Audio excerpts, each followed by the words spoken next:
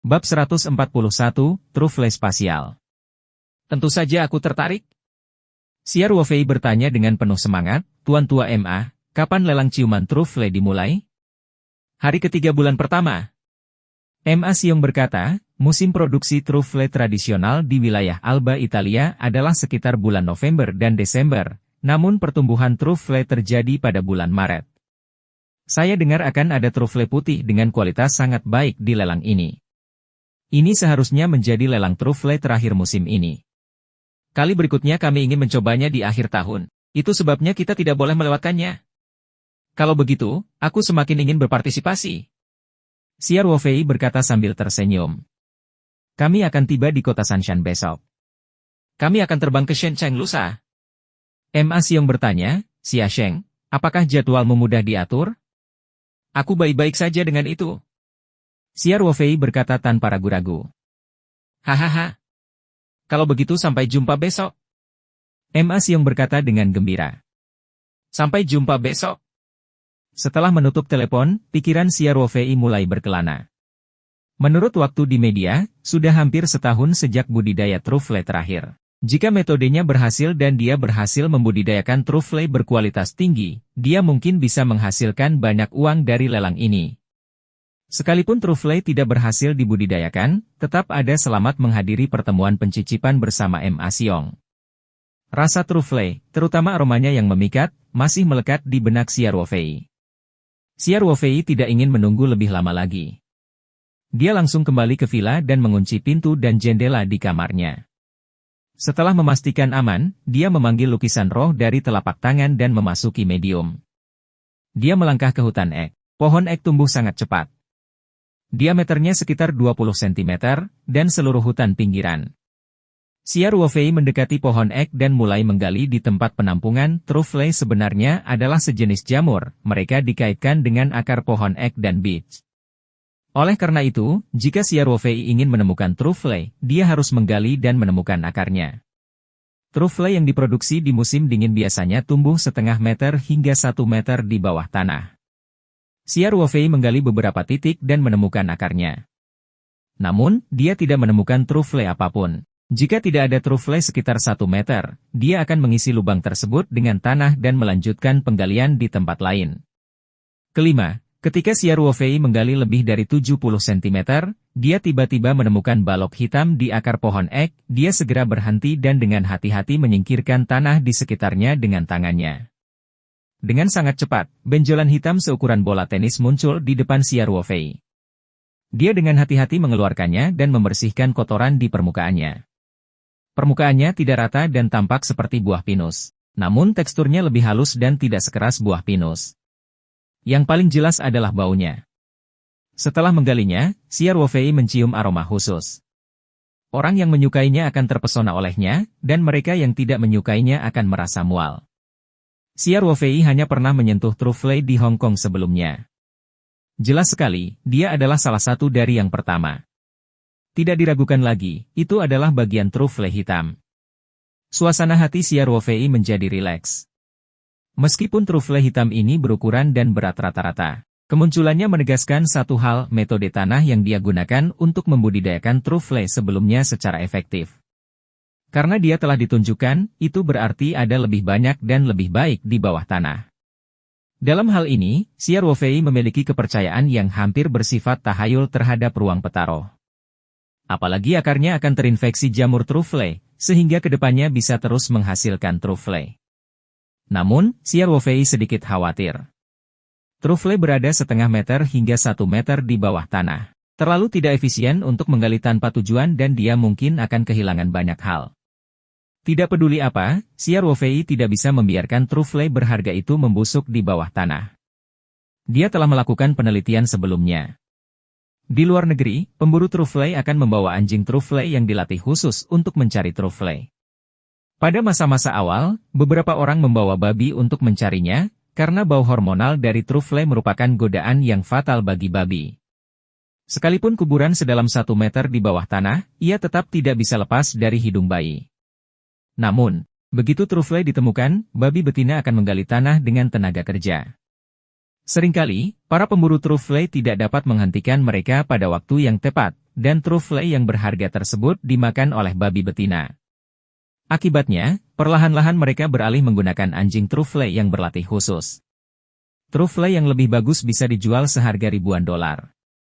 Xiao Ruofei berpikir sejenak dan memutuskan untuk membiarkan Kilat mencoba. Meskipun Lightning bukanlah anjing truffle profesional, ia telah menyerap kelopak bunga aneh dan lebih pintar dari anjing biasa. Indera penciumannya pasti lebih sensitif dibandingkan anjing biasa. Xiao Ruofei meletakkan truffle hitam itu ke dalam kotak kosong dan meninggalkan ruang petaruh. Dia tidak menyimpan lukisan itu di tubuhnya. Sebaliknya, dia memasukkannya ke dalam sakunya. Lalu, dia membuka pintu dan berjalan menuju balkon. Dia bersiul menuju halaman. Petir, yang sedang berjemur di bawah sinar matahari di dekat dinding, mendengar peluit Xiao Ruofei dan segera berdiri. Dia melihat ke lantai 2. Xiao Ruofei memberi isyarat kepada Kilat. Lightning segera mengerti dan memaksa masuk ke dalam villa. Ia berlari menaiki tangga ke lantai 2. Xiao Ruofei membuka pintu dan Kilat segera menyambar masuk. Ia berdiri dan menerkam Xiao Ruofei dengan penuh kasih sayang. Xiao Ruofei memukul kepala Lightning dan berkata, "Turun, turun. Tunggu aku mengunci pintunya. Aku punya tugas penting untukmu." Lightning melepaskan Xiao Ruofei dengan patuh dan berbaring di lantai. Xiao Ruofei pergi untuk mengunci pintu dan menutup tirai. Kemudian, dia mengeluarkan gulungan petaruh dan memasuki ruang petaruh dengan petir di pelukannya. Petir pernah ke ruang petaruh sebelumnya. Jadi ketika dia masuk dan merasakan energi spiritual yang kaya, dia sangat bahagia. Ia mulai berlari mengitari kaki Xiao Ruofei dan mengibaskan ekornya ke arah Xiao Ruofei, mengungkapkan kegembiraannya. Xiao Ruofei tersenyum dan berkata, "Ikuti aku. Saya ada kerjaan yang harus dikerjakan." Dengan itu, Xiao Ruofei berjalan menuju hutan ek dengan Kilat mengikuti di belakangnya. Xiao Ruofei berjalan ke kotak dan mengambil truffle hitam. Dia berbaring di depan hidung Lightning dan tersenyum. "Hirup baik-baik bau ini. Terserah Anda jika Anda dapat menemukan semua truffle di bawah tanah." Lightning dapat memahami instruksi sederhana seperti itu. Ia mengendus truffle dengan sangat hati-hati, lalu memandang Xiao Ruofei dan mengibaskan ekornya beberapa kali. "Ini dia." Xiao Ruofei tersenyum dan berkata, "Kalau begitu ayo pergi. Temukan semua truffle di hutan ini." Petir segera datang keluar dan mengelilingi pohon ek beberapa kali sambil mengendus-endus dengan hidungnya. Segera, ia mengambil posisi dan mulai menggali dengan cakar di depannya. "Aku akan melakukannya, aku akan melakukannya. Anda hanya harus bertanggung jawab untuk menemukan lokasinya." Xiao Ruofei berkata dengan cepat. Dia mengambil sekop dan mulai menggali di tempat petir menggali, sementara petir diam-diam berada di dekatnya. 10 cm, 20 cm. Kali ini, Xiao Ruofei menggali 1 meter penuh dan akhirnya melihat truffle besar. Kali ini, truffle putih yang lebih berharga. Bab 142, Truffle Raksasa. Xiao Ruofei dengan hati-hati menggali tanah di samping truffle dengan sekop dan akhirnya menggali truffle putih dengan tangan kosong. Setelah membersihkan tanah di permukaan truffle dengan kasar, Xiao Ruofei menimbang truffle di tangan. Beratnya sekitar 400 hingga 500 gram dan seukuran buah jeruk bali. Awal yang bagus. Xiao Ruofei sangat senang. Dia tahu bahwa semakin berat truffle, semakin berharganya.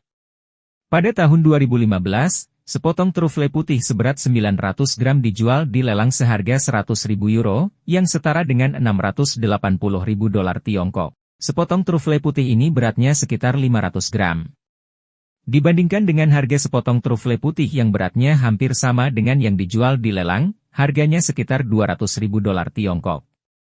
Dan itu dengan syarat kualitasnya sama. Xiao Ruofei tidak akan pernah percaya bahwa truffle putih yang diproduksi di spasialnya akan kalah dengan truffle putih yang ditanam di dunia luar. Merupakan suatu kehormatan besar bahwa truffle putih tidak mengungkuli mereka dalam beberapa jalan. Truffle putih sangat meningkatkan kepercayaan diri Xiao Ruofei. Dia berpikir dan meninggalkan medium itu dengan kilat. Dia meminta petir menunggu di kamar, lalu turun ke ruang penyimpanan kecil, mengunci pintu, dan memasukkan beberapa karung beras ke dalam medium. Setelah kembali ke kamar tidurnya, Xiao Ruofei membawa petir ke mediumnya lagi. Dia merobek kantong beras dan menuangkan selapis beras ke dalam 2 kotak pemilahan besar. Kemudian, dia dengan hati-hati menyikat tanah pada kedua trufle itu dengan sikat kecil dan menguburnya di dalam beras di dalam dua kotak. Alasan Xia Ruofei melakukan ini adalah karena truflenya terus-menerus mengeluarkan aroma yang kuat. Meskipun dia tahu bahwa segala sesuatunya tidak akan menjadi buruk di ruang spasial, dia tidak tahu apakah aromanya akan hilang. Oleh karena itu, lebih aman menyimpannya di dalam beras dan menyegelnya di dalam kotak penyortiran. Setelah itu, Xia Ruofei membawa petir untuk mencari lokasi trufle selanjutnya. Meski petir belum terlatih, indera penciumannya jauh lebih baik dibandingkan anjing trufle biasa. Ia dapat memahami manusia dan memahami perintah Xia Ruofei. Oleh karena itu, petir sangat efisien dalam mencari trufle. Xia Ruofei lah yang memperlambat kemajuannya.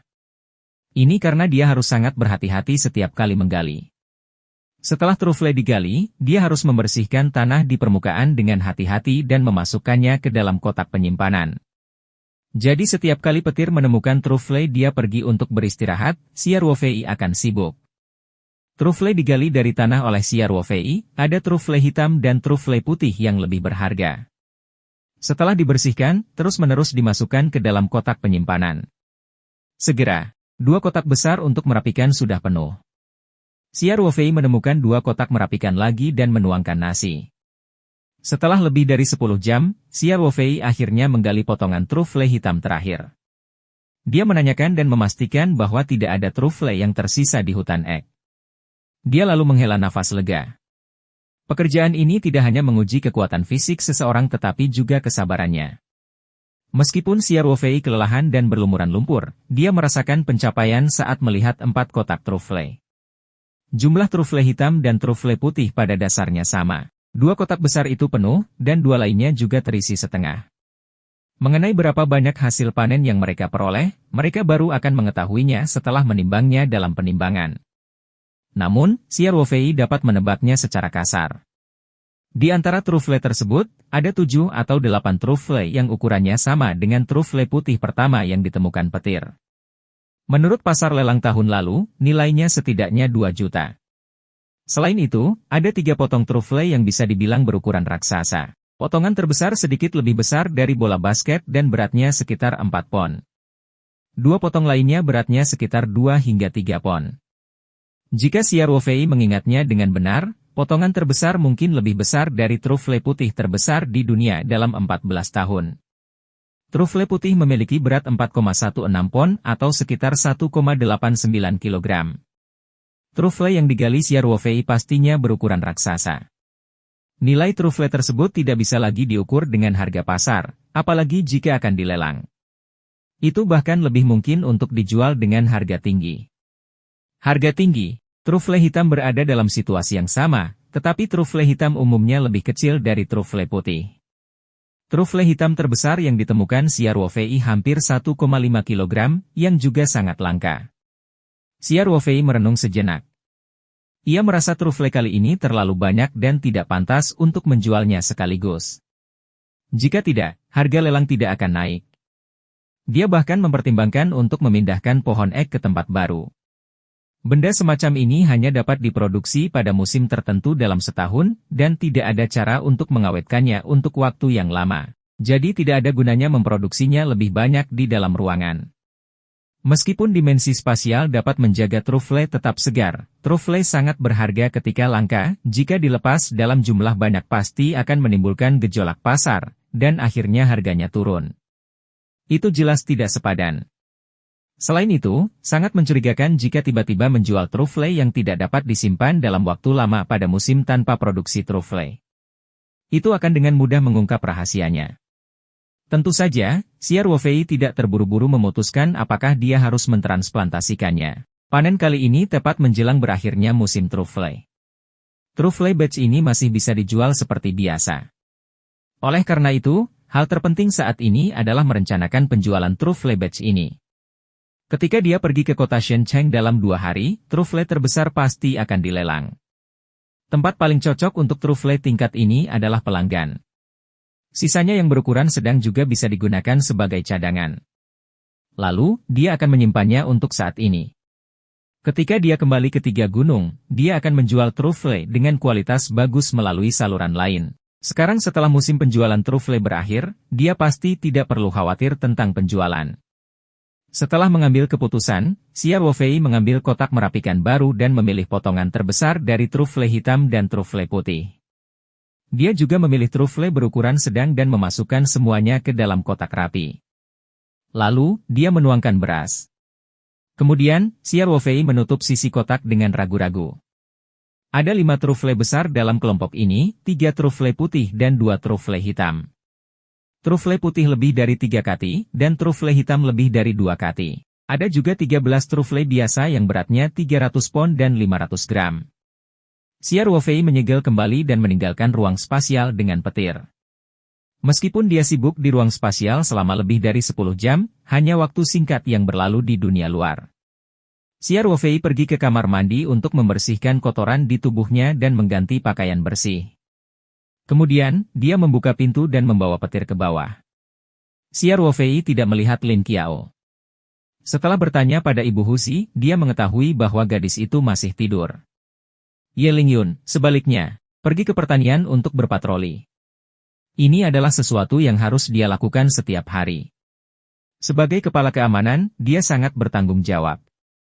Xia Ruofei tidak melakukan apa-apa, jadi dia membawa petir ke pertanian. Sebelum dia mencapai rumah kaca sayuran, dia melihat Cao Tieshu buru-buru berjalan keluar dari rumah kaca dari jarak jauh. Bab 143, kelompok tamu pertama di ruang baru. Xia Ruofei melihat ekspresi cemas di wajah Cao Tieshu dan segera mendekatinya. Dia bertanya, "Cao tua, ada apa?" "Bos, istri saya baru saja menelepon saya dan mengatakan bahwa dia terjatuh saat berbelanja di pameran kuil. Aku baru saja akan meminta izinmu," kata Cao Tieshu. "Saya khawatir saya tidak bisa bertugas hari ini, yo." "Kenapa dia bisa jatuh? Apakah ini serius?" Xia Ruofei dengan cepat bertanya. Sungguh meredam hal seperti itu terjadi pada hari pertama bulan pertama tahun lunar. "Ai," kata Cao Tieshu, "siapa tahu, wanita itu hanya suka ikut bersenang-senang. Ada begitu banyak orang di pekan raya kuil, mudah mendapat masalah. Dia masih di rumah sakit daerah. Seperti tulangnya terluka, tapi seharusnya tidak menjadi masalah besar jika dia bisa menelepon. Kalau begitu cepatlah. Anda tidak perlu khawatir tentang pertanian, Lin Yun juga ada di bidang pertanian," kata Xia Ruofei. "Oke, terima kasih, bos." Cao Tieshu berkata, "Aku akan memindahkan ke sana pada hari keempat tahun baru ketika kamu sedang memindahkan bibit sayuran." Xia Ruofei tidak tahu apakah harus tertawa atau menangis. "Dasar Cao tua. Di saat seperti ini, kamu masih peduli dengan hal ini. Cepat pergi temui istrimu." "Aku sudah mendapatkan izin. Kamu tidak boleh pergi bekerja sebelum istrimu pulih, atau aku akan memotong gajimu." "Ini." Cao Tieshu ragu-ragu. "Kenapa kamu masih di sana-sini? Cepat pergi," kata Xia Ruofei. "Oh. Oke. Terima kasih, bos," kata Cao Tieshu. Kemudian, dia berlari ke gudang, mengambil sepeda motornya, dan lari ke rumah sakit daerah. Xia Ruofei membengkokkan. Karena dia tidak ada urusan hari ini, sebaiknya dia pergi ke pekan raya kuil. Terlebih lagi, sebagai bos Cao Tieshu, dia tahu ada sesuatu yang terjadi pada keluarganya. Apalagi itu adalah hari pertama tahun baru. Adalah tepat baginya untuk pergi dan berkunjung.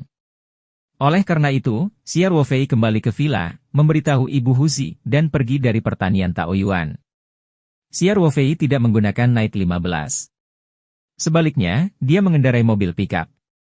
Ksatria 15 terlalu mencolok, dan ada banyak orang di pekan raya kuil pada hari pertama tahun baru Imlek. Xia Ruofei tidak ingin dilihat seperti monyet di kebun binatang. Beberapa orang suka menjadi pusat perhatian, sementara yang lain lebih suka tidak menonjolkan diri. Xia Ruofei kebetulan adalah yang terakhir. Pameran kuil di Kabupaten Changping terletak di lapangan kebudayaan Kabupaten. Xia Ruofei telah mengunjungi daerah itu beberapa kali dan akrab dengan tempat itu. Dia segera menemukan tempat parkir di parkiran dan memarkir mobilnya. Kemudian, dia berjalan menuju pameran kuil. Di jalanan Kabupaten Changping pada hari pertama tahun baru, lentera merah digantung di pepohonan di kedua sisi jalan. Lampu jalan juga didekorasi dengan karakter Fu yang cantik. Di jalan menuju alun-alun budaya, bendera warna-warni juga dipasang di sepanjang jalan, memberikan suasana meriah. Xia Ruofei bersiap untuk berjalan-jalan di sekitar pameran kuil dan membeli beberapa hadiah untuk mengunjungi istri Cao Tieshu di rumah sakit daerah. Ketika dia berjalan di dekat pintu masuk kuil, matanya tertarik pada seorang pria yang memiliki kios. Ada keranjang besar di depan pria itu, dan ada 5 atau 6 anak anjing berbulu di dalamnya. Jantung Xia Ruofei berdetak kencang. Dia baru saja akan memelihara beberapa hewan di ruang baru setelah evolusi. Anjing tidak diragukan lagi merupakan pilihan yang baik. Ini karena anjing memiliki kecerdasan yang lebih tinggi. Border Collie dengan IQ tertinggi konon bisa mencapai tingkat kecerdasan anak berusia 7 tahun. Seekor anjing yang telah lama dipelihara di ruang petaruh pasti memiliki kecerdasan yang lebih tinggi dan akan sangat membantu Xia Ruofei di masa depan. Selain itu, anjing adalah hewan yang relatif umum dan sangat nyaman digunakan di dunia luar.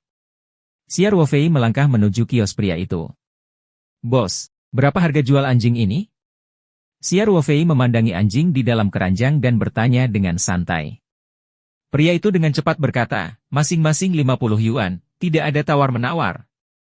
"Anjingmu jenis apa?" Xia Ruofei bertanya. "Ini adalah anjing pedesaan Tiongkok."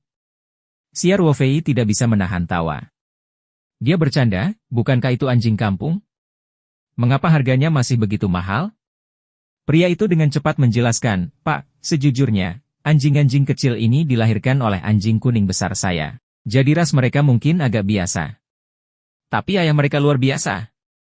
Itu adalah anjing serigala besar yang dibesarkan oleh Bos Chen dari peternakan Abalon Dava.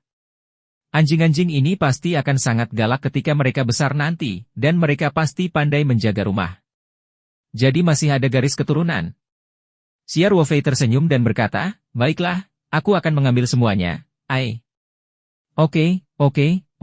Pria itu berkata dengan gembira ketika dia mendengar bahwa Xia Ruofei akan membeli semuanya. "Tuan, totalnya ada 7 jika kamu memberiku 350 yuan. Aku akan memberi keranjang ini sebagai hadiah." Xia Ruofei tertegun. Dia memandangi anak anjing di keranjang dan bertanya, "Bukankah di sini ada 6 anak anjing?" Bosnya sedikit malu ketika dia mengeluarkan seekor anjing hitam kecil dari bawah kursinya. Anjing kecil ini bahkan lebih kecil dari yang ada di keranjang. Ia tampak lesu dan ada beberapa luka di tubuhnya. Sepertinya dia berada di ambang kematian. Bos tersenyum meminta maaf. "Pak, ini juga anak anjing. Hanya saja saat lahir ia agak lemah, dan selalu diintimidasi oleh anakan lainnya, jadi... Hehe. Tidak rugi kalau kamu dibebaskan kembali. Anda pasti bisa meningkatkannya. Dan bukankah aku sudah memberi keranjang?" Xia Ruofei memandang anak anjing itu dan merasa sedikit simpati. Selain itu, beberapa ratus yuan tidak berarti apa-apa dia sekarang. Tentu saja, dia tidak akan terlalu menghitung. Dia mengangguk dan berkata, "Baiklah, setuju. Terima kasih. Tuan, Anda benar-benar orang yang berterus terang," kata bos dengan gembira. Xia Ruofei mengeluarkan 350 yuan dari dompetnya dan menyerahkannya kepada pemiliknya. Kemudian, dia membawa keranjang di satu tangan dan anak anjing hitam di tangan lainnya lalu berjalan kembali. Ketika mereka tiba di pikapnya, Xia Ruofei meletakkan keranjang anyaman di dalamnya. Xia Ruofei berpikir sejenak. Dia tidak bisa meninggalkan anak anjing itu begitu saja di dalam mobil. Akan menjadi bencana jika membeku dalam cuaca dingin seperti itu. Ini adalah 7 kehidupan kecil.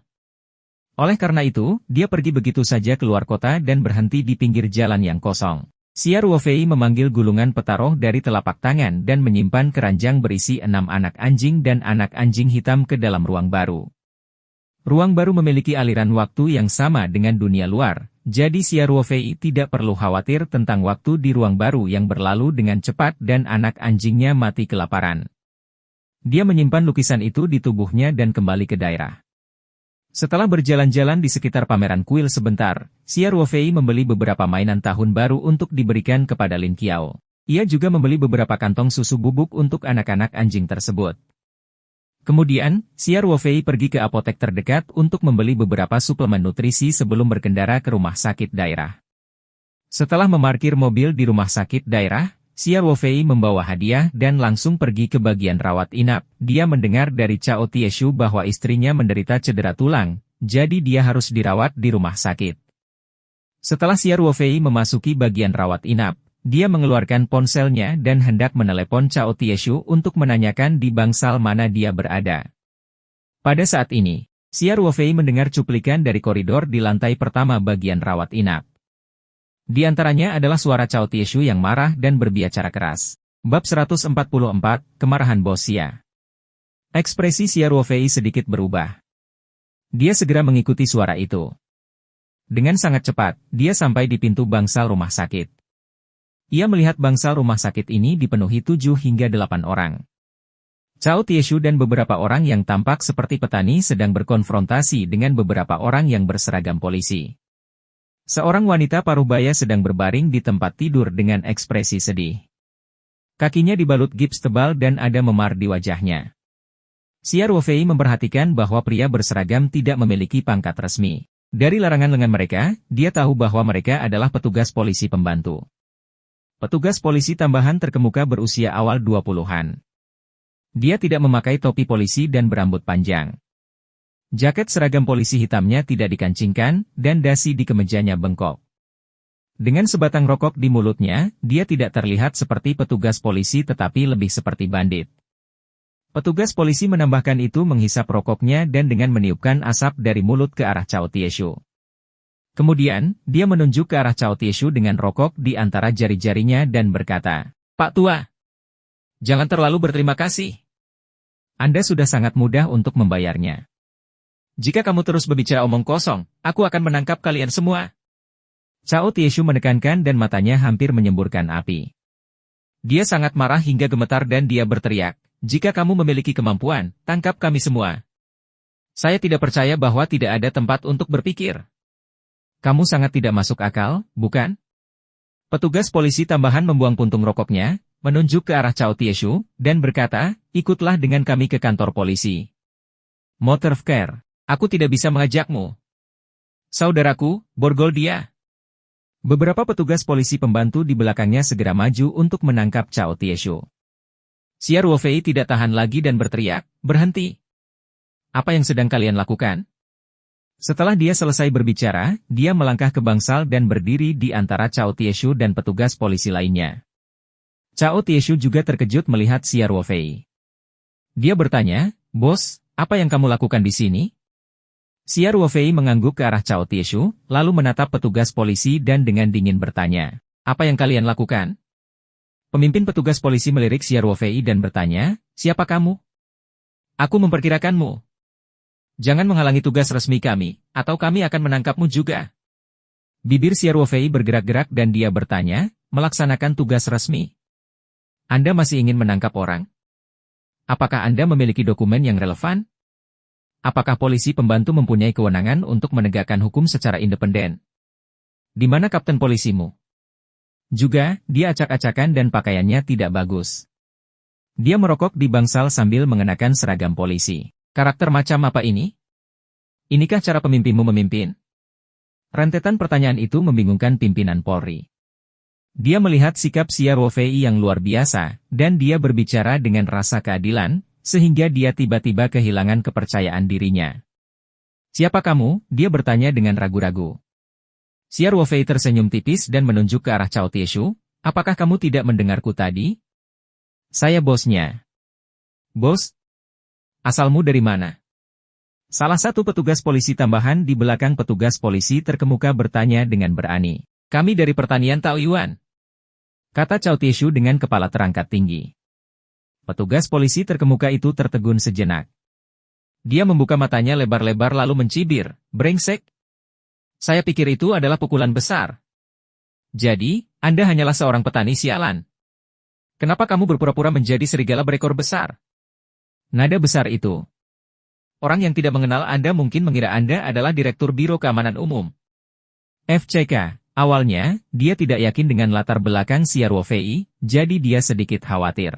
Sekarang dia mendengar bahwa pihak lain adalah pemilik sebuah peternakan kecil yang belum pernah dia dengar. Dia tiba-tiba merasa bahwa dia terlalu berhati-hati ketika dia memikirkan bagaimana dia telah diintimidasi oleh seorang petani. Pemimpin polisi pembantu merasa bahwa dia telah kehilangan banyak muka di depan saudara-saudaranya, sehingga dia juga menjadi marah karena malu dan mulai mengutuk.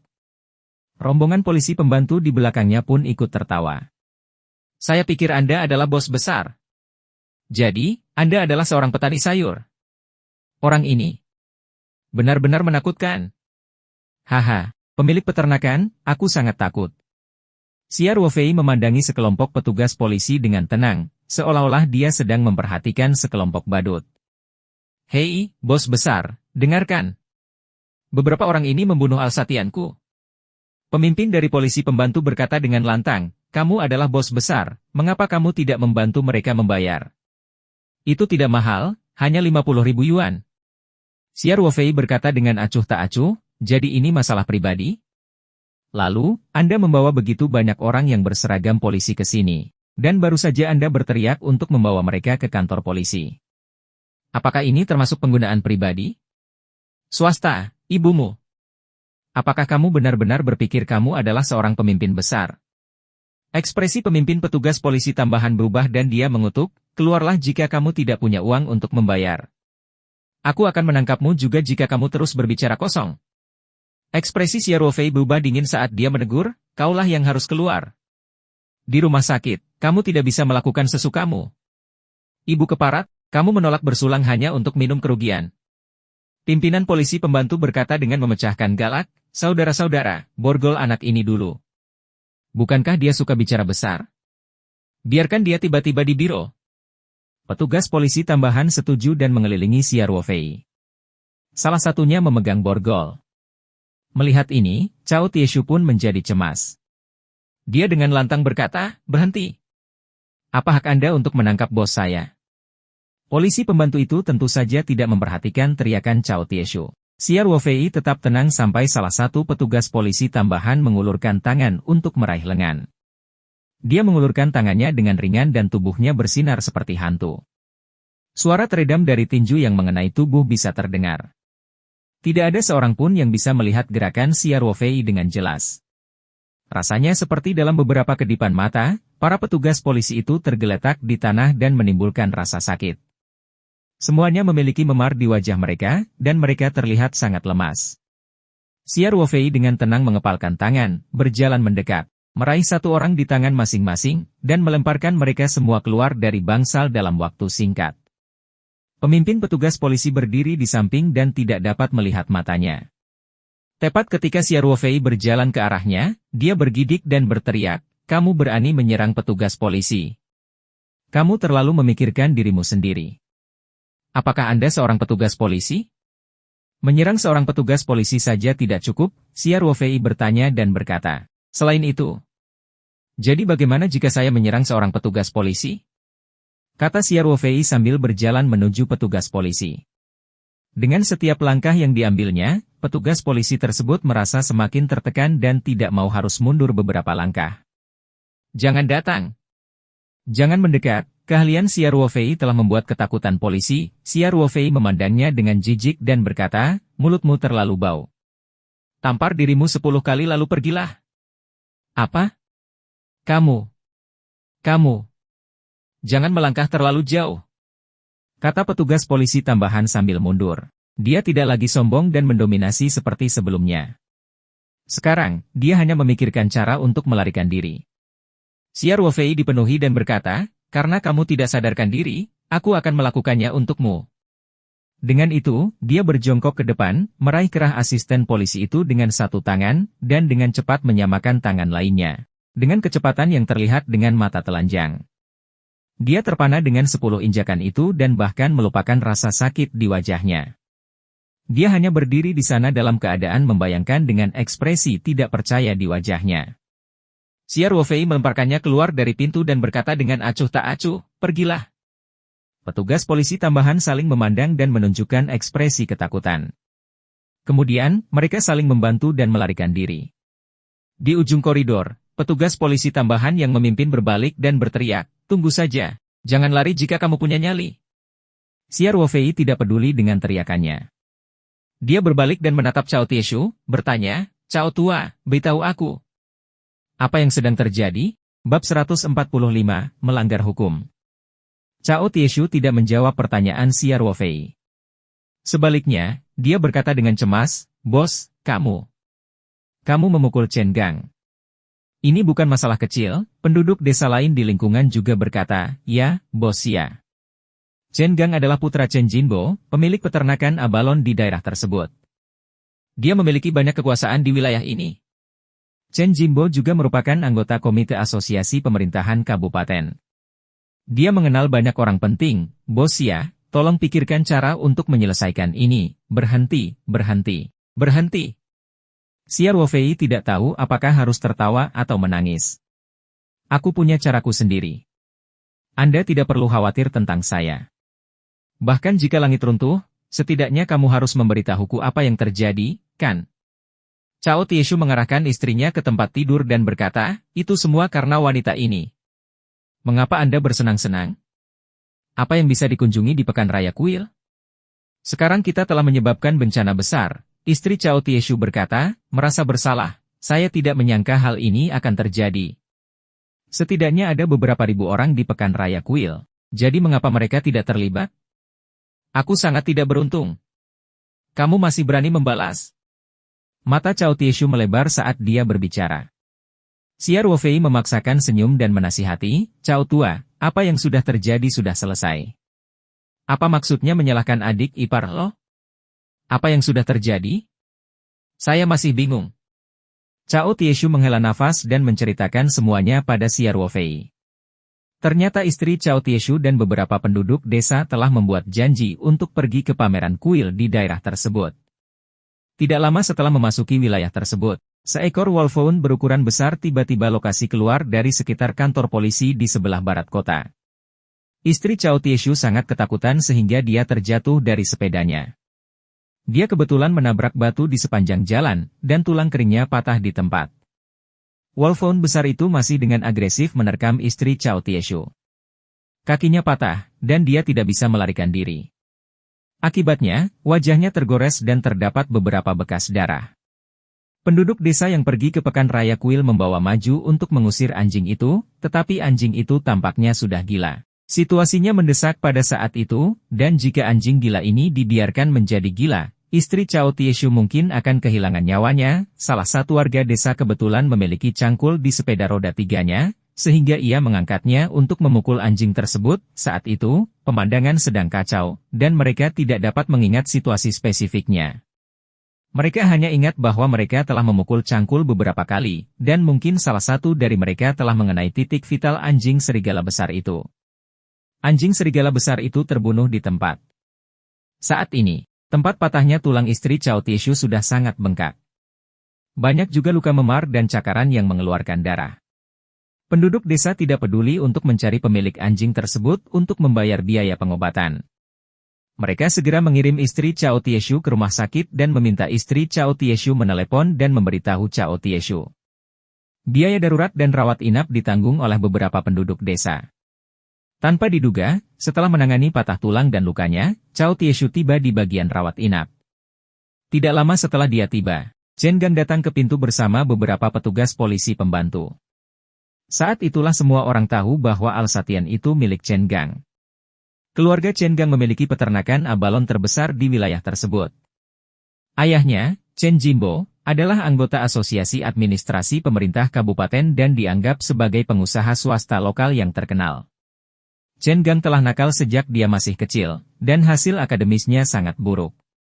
Setelah lulus sekolah menengah, dia dipindahkan ke kantor polisi Kota Barat sebagai petugas polisi tambahan melalui beberapa koneksi di keluarganya.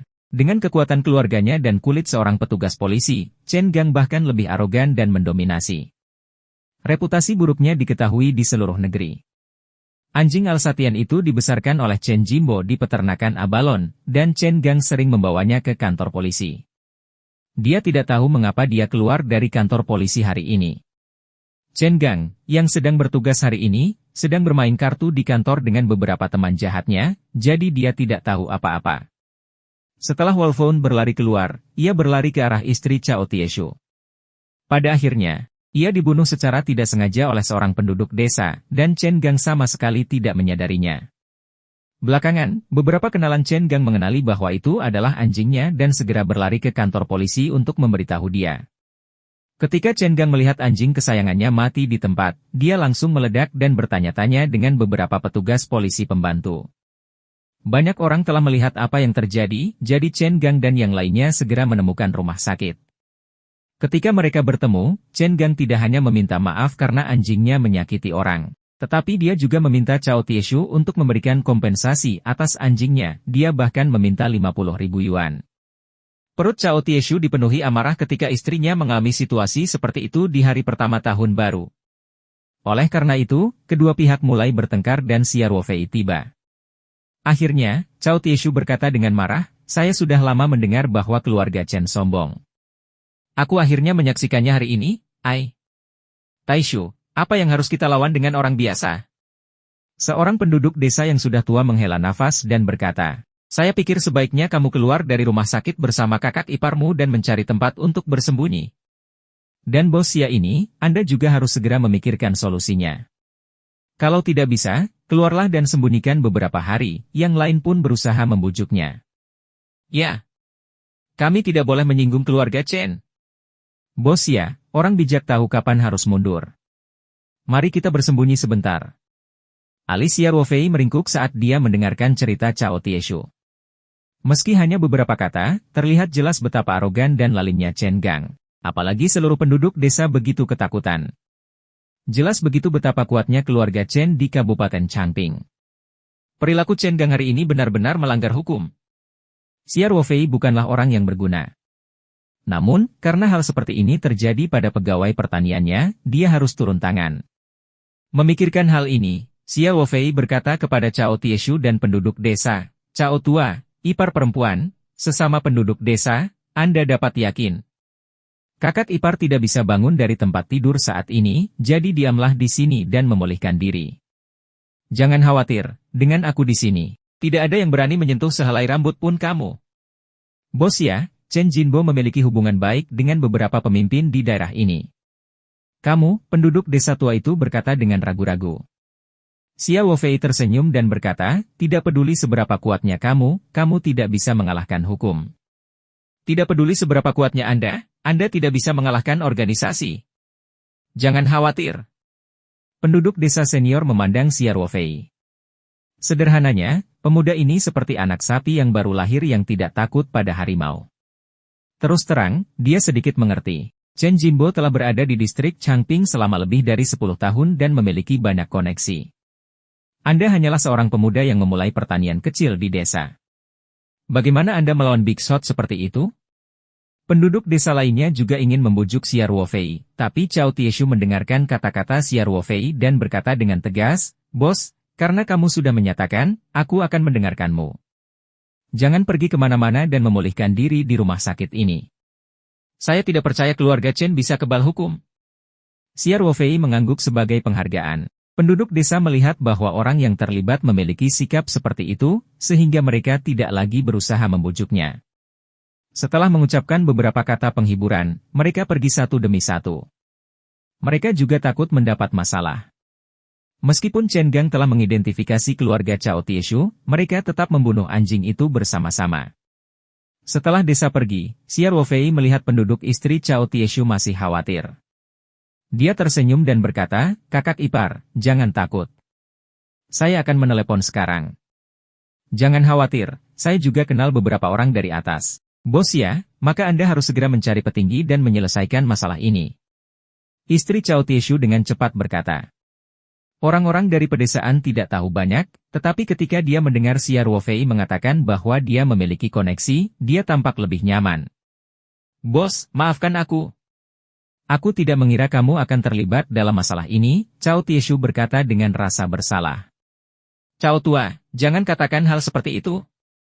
Xia Ruofei berkata, "Tidak apa-apa jika saya tidak mengetahuinya, tetapi karena saya mengetahuinya, saya harus melakukan sesuatu. Anda adalah karyawan perusahaan kami, dan Anda bahkan merupakan tulang punggung peringkat menengah. Perusahaan harus membuat keputusan untuk keluarga Anda." Cao Tieshu mengungkapkan ekspresi tersentuh dan berkata, terima kasih, bos.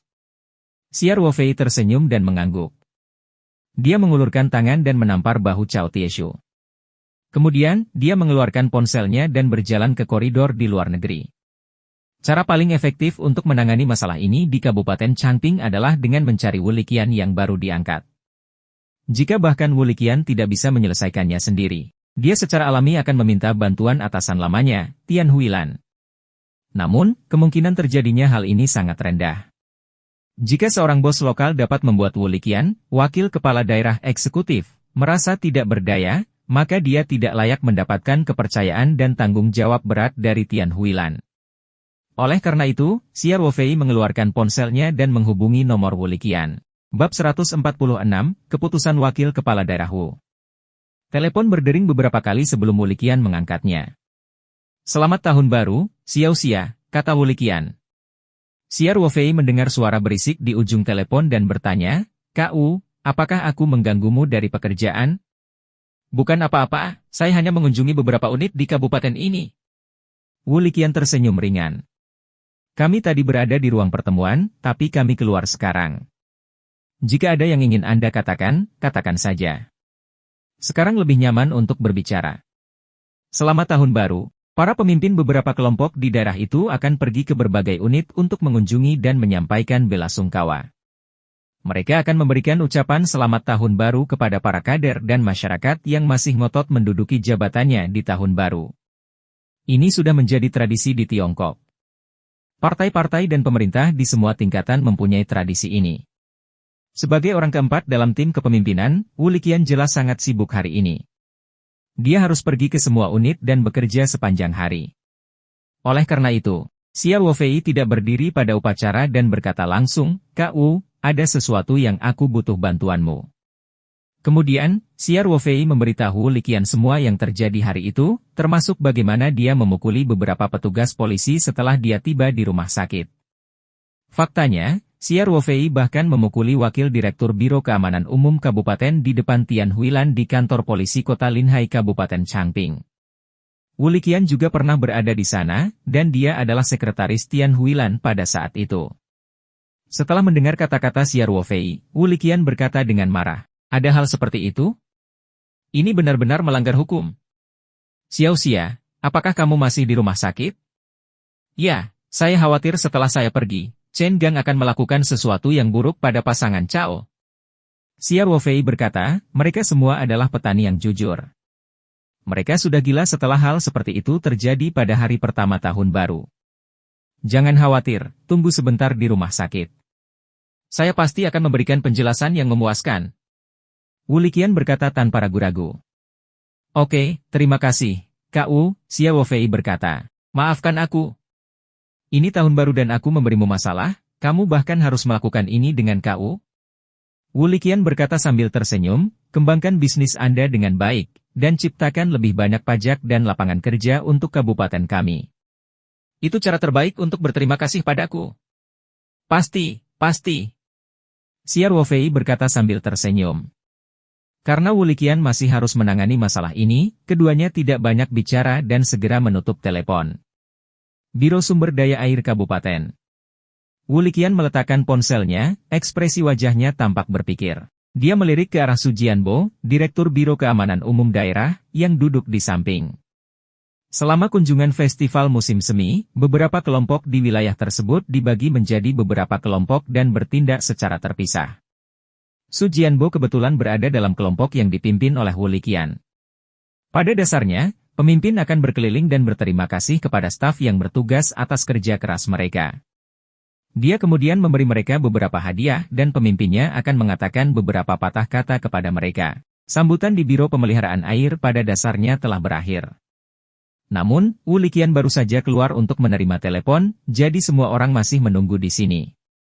Wu Liqian mengangguk kepada semua orang, lalu berkata kepada Wakil Direktur Kantor Pemerintah, perhentian kami berikutnya adalah Rumah Sakit Kota Kuake. Faktanya, kesehatan, pemeliharaan air, dan keamanan publik semuanya berada di bawah yurisdiksi Wu Liqian, jadi dia harus mengunjungi tempat-tempat ini selama festival musim semi tahun ini. Wakil Direktur Kantor Pemerintah Daerah tertegun sejenak sebelum dia mengingatkannya dengan suara rendah, Wali Kota Wu, menurut rencana kami, pemberhentian kami selanjutnya adalah Biro Keamanan Umum. Rumah sakit daerah diatur pada sore hari. Pemberitahuan sudah dikirim. Jika kita pergi sekarang, saya khawatir rumah sakit tidak akan siap. Wu Liqian mengerutkan kening dan berkata, apa yang perlu kita persiapkan? Ini tahun baru, jadi kami akan pergi dan mengunjungi pekerja medis garis depan. Tidak apa-apa asalkan berfungsi normal. Bukannya kita akan memeriksanya. Baiklah, aku akan segera memberitahu mereka. Wakil Direktur Kantor Pemerintah melihat Wu Liqian sedikit tidak senang dan segera setuju. Direktur Biro Keamanan Umum, Su Jianbo, bertanya dengan setengah bercanda, setengah serius, Wali Kota Wu, mengapa Anda tiba-tiba pindah ke rumah sakit daerah? Apakah teh di Biro Keamanan Umum kita tidak enak? Su Jianbo adalah anggota grup kunjungan dan kenyamanan, tetapi jika mereka pergi ke Biro Keamanan Umum, dia juga tuan rumah, jadi apa yang dia katakan tidak dianggap keluar jalur. Direktur Su, kata Wu Liqian sambil tersenyum. Rekan-rekan kami di Biro Keamanan Publik semuanya bekerja sangat keras. Kami memiliki lebih banyak waktu di sore hari. Kita bisa berbicara lebih banyak dengan semua orang. Haha. Su Jianbo tertawa dan berkata, saya merasa jauh lebih baik sekarang setelah Anda mengatakan itu, Wali Kota Wu. Mata Wu Liqian berkabut. Su Jianbo memang sedang menunjukkan tanda-tanda tren buruk akhir-akhir ini, dan ini juga tercermin langsung dalam perkataan dan tindakannya. Kata-katanya tadi tampak biasa saja, namun kenyataannya, ada sedikit tantangan. Namun, Wu Liqian telah berkultivasi hingga dia tidak bisa menunjukkan emosinya. Dia hanya berkata dengan acuh tak acuh, ayo pergi. Sekelompok orang meninggalkan Biro Pemeliharaan Air dan masuk ke mobil mereka sendiri. Iring-iringan mobil kemudian menuju ke arah rumah sakit daerah. Di rumah sakit daerah, sebelum Wu Liqian tiba, sekelompok orang yang mengancam datang. Bab 147, sangat sombong. Setelah Xia Ruofei menyelesaikan panggilannya, dia duduk di bangsal dan berkumpul dengan Cao Tieshu dan istrinya. Keduanya masih sedikit nyaman, jadi Xia Ruofei terus berusaha menghibur mereka. Setelah sekitar 20 menit, suara langkah kaki yang berisik terdengar dari koridor. Ekspresi Cao Tieshu dan istrinya tiba-tiba berubah, menampilkan ekspresi yang sangat khawatir. Bos, itu pasti Chen Gang. Kamu harus pergi dulu, kata Cao Tieshu. Ekspresi Xia Ruofei masih tenang. Dia tersenyum dan berkata, Cao Tua, jangan tidak sabar. Jika dia datang, biarlah. Apa yang perlu disampaikan? Bos, saya tahu Anda pandai berkelahi, tapi mereka berasal dari pemerintah. Kami tidak boleh menyentuh perasaan mereka. Cao Tieshu berkata dengan cemas. Jika Anda menelepon lagi, semuanya akan menjadi tidak terkendali. Menyarankan kamu segera pergi. Saat ini, suara kebencian datang dari pintu, kamu ingin pergi sekarang? Sudah terlambat. Orang itu adalah Chen Gang. Ketika Cao Tieshu mendengar suara Chen Gang, wajahnya langsung menjadi pucat. Dia berpikir dalam hati, ini sangat buruk. Bos terlibat. Chen Gang berdiri di depan pintu dengan ekspresi puas diri, tetapi wajahnya bengkak seperti kepala babi, dan dia tampak garang. Berat, kamu benar-benar tidak lari. Kamu punya nyali. Chen Gang menatap Xia Ruofei dengan kebencian. Saat ini, dua orang berseragam polisi keluar dari belakang Chen Gang.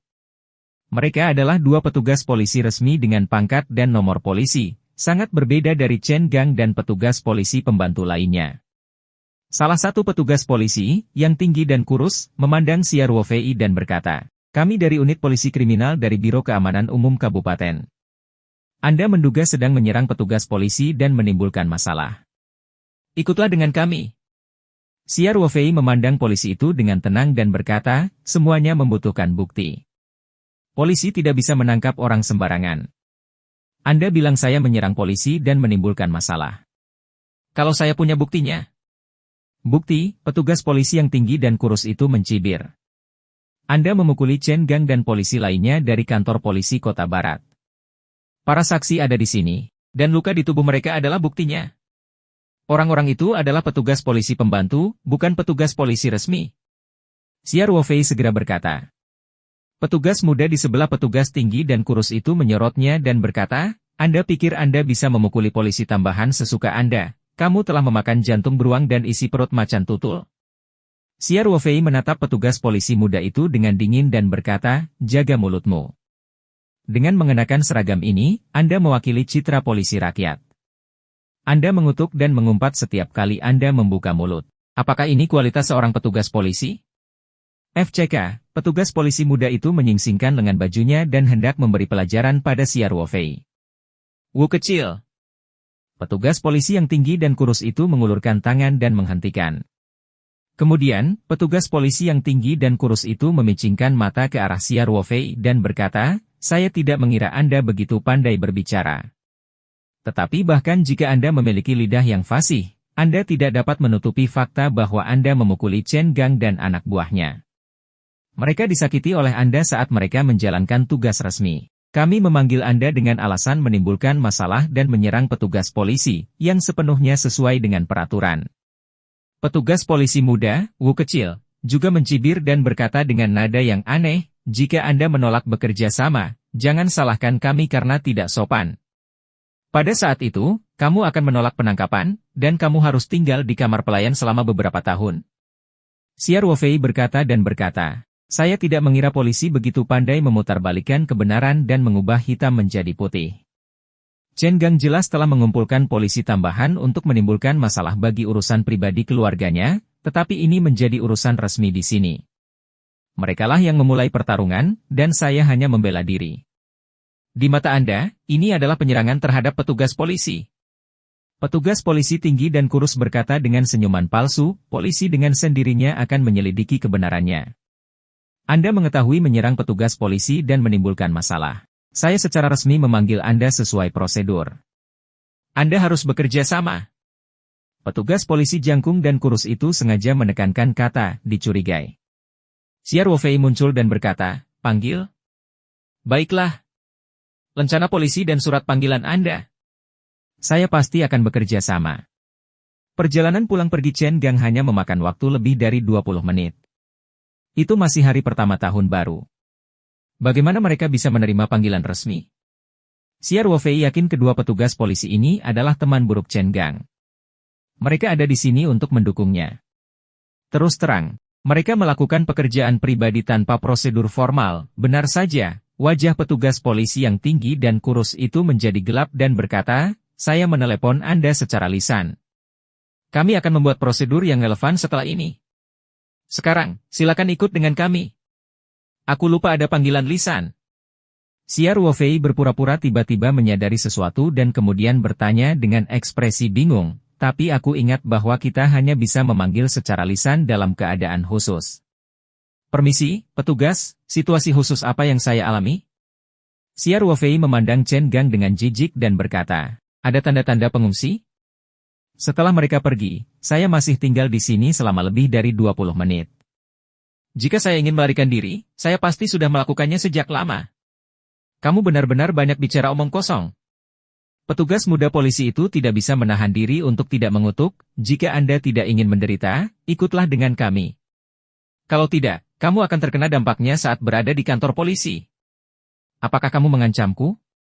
Ekspresi Xia Ruofei menjadi dingin. Persetan dengan ibumu. Jadi bagaimana jika aku mengancammu? Polisi muda itu mengumpat. Saya akan memukulmu. Kemudian, polisi muda itu mengeluarkan tongkat karetnya dan memukulkannya ke kepala Xia Ruofei. Kali ini, polisi kurus dan tinggi itu tidak menghentikan polisi muda itu untuk menggodanya. Kesabarannya sudah habis.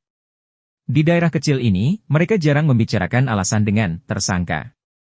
Kadang-kadang, meskipun mereka tidak mengikuti prosedur, mereka hanya menangkap saja tanpa ada yang berani mengatakan apapun. Ekspresi Xia Ruofei tidak berubah. Dia hanya sedikit mengayunkan tubuhnya dan mengulurkan tangan, sepertinya bergerak perlahan. Namun, dia menghindari tongkat itu dan dengan akurat meraih keterlibatan tangan polisi muda itu. Polisi muda itu tiba-tiba merasa seperti sedang dijepit oleh penjepit besi. Dia mencoba mundur beberapa kali, tetapi Xia Ruofei tidak bergerak sama sekali. Xia Ruofei hanya menggunakan sedikit tenaga, tetapi polisi muda itu tiba-tiba merasakan keterlibatan tangannya akan terbuka. Dia tidak bisa menahan diri untuk tidak berteriak kesakitan. Petugas polisi yang tinggi dan kurus itu berjaga-jaga. Dia mundur, mengeluarkan senjatanya dari pinggangnya, dan mengarahkannya ke Xia Ruofei. Dia berteriak, "Berhenti! Lepaskan Wu kecil segera! Anda curiga menolak penangkapan dan menyerang petugas polisi. Jika kamu tidak melepaskannya, aku akan menembak." Xia Wofei memegang moncong pistol yang hitam dan matanya tiba-tiba menjadi sangat tajam. Seluruh tubuhnya mengeluarkan aura pembunuh yang dingin, dan suhu seluruh bangsal sepertinya turun drastis. Namun, saat dia menguping untuk mendengarkan, aura di tubuhnya tiba-tiba menarik kembali. Pendengaran Xia Wofei jauh lebih baik daripada orang-orang di tempat kejadian. Oleh karena itu, ketika polisi tidak menyadarinya, dia sudah mendengar langkah kaki dan suara di luar ruang rawat inap. Xia Wofei mencibir dan melepaskan tangannya. "Polisi muda, Xiao, segera melepaskan diri dari kendalinya." Xiao dengan cepat mundur. Petugas polisi yang tinggi dan kurus itu masih mengarahkan senjatanya ke arah Xia Wofei seolah-olah dia sedang menghadapi musuh besar. Dia telah mendengar dari Chen Gang bahwa pria di depannya sangat terampil, jadi dia membawa senjata. Faktanya, ini sudah ilegal. "Wu kecil, borgol dia," kata pria jangkung dan kurus. "Baiklah," Lil Wu berkata sambil tersenyum. Dia memijat pergelangan tangan yang merah dan bengkak, mengeluarkan borgol dari pinggangnya, dan berjalan menuju Xia Wofei. Dia berkata, "Tunjukkan padaku betapa hebatnya kamu. Persetan dengan ibumu." Xia Wofei hanya menatap Lil Wu dengan dingin. Dia tidak melawan dan membiarkan dia memborgol tangannya. Bos, Cao Tieshu, yang berada di samping, berkata dengan cemas. Xia Wofei mengucapkan senyuman menghibur, memberi isyarat agar dia tidak panik. "Bawa dia pergi," kata petugas polisi yang tinggi dan kurus itu dengan bangga. Dia sangat puas dengan hasil saat ini. "Jadi bagaimana jika Anda pandai bertarung? Saya punya senjata. Jika kamu berani melawan, aku akan menembakmu. Bahkan jika kamu mati, itu akan sia-sia." Melihat Xia Wofei diborgol, Chen Gang pun menjadi sombong. Dia berjalan ke arah Xia Wofei dan mendorongnya sambil berkata, "Lari." "Sial, bukankah dia tadi sangat mengesankan? Saya akan melihat betapa hebatnya Anda ketika kita sampai di kantor polisi." Xia Wofei mencibir dan berjalan keluar dengan tangan diborgol. Saat itu, sekelompok kader kabupaten dan pimpinan rumah sakit mengelilingi Wu Liqian dan berjalan ke pintu bangsal. Ketika Wu Liqian melihat pemandangan di depannya, wajah cantiknya langsung menunjukkan ekspresi yang sangat marah. Dia dengan marah menegur, "Apa yang kalian lakukan? Mengapa kamu menangkapnya?" Bab 148, teguran keras secara langsung. Ketika Direktur Biro Keamanan Umum, Su Jianbo, melihat pemandangan di hadapannya, jantungnya tidak bisa menahan diri untuk tidak berdetak kencang. Baru saja, dia merasa perilaku Wu Liqian agak aneh. Perhentian kian-kian berikutnya adalah Biro Keamanan Umum, tapi dia mengubah jadwalnya di menit-menit terakhir. Dia bahkan tidak pergi ke Biro Kesehatan, tapi langsung datang ke rumah sakit daerah. Ketika dia tiba di rumah sakit daerah, dia bahkan tidak menyapa pimpinan rumah sakit. Sebaliknya, dia langsung berjalan menuju gedung Departemen Rawat Inap. Sekarang dia melihat pemandangan di bangsal, bahkan jika Su Jianbo lambat menyadarinya, dia sudah tahu bahwa Wu Liqian pasti sudah menerima berita itu sebelumnya, itulah sebabnya dia melakukannya tanpa henti.